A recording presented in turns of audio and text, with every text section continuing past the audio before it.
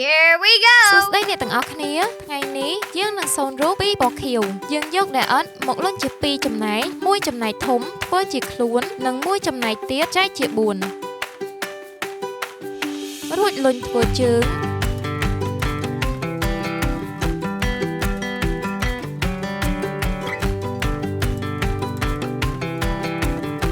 បន្ទាប់មកយើងធ្វើក្បាលយើងលុញធ្វើក្រចកជើង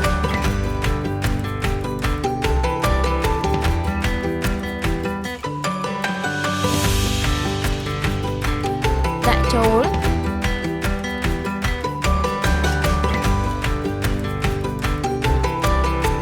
ធ្វើច្រមុះធ្វើភ្លុកធ្វើត្រចៀក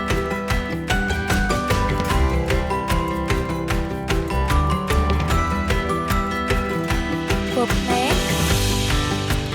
ធ្វើក្របភ្នែកជាការស្រាញ This is a blue elephant.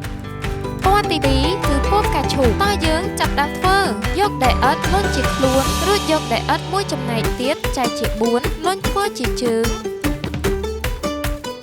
បន្ទាប់យើងធ្វើច្រមុះធ្វើត្រចៀក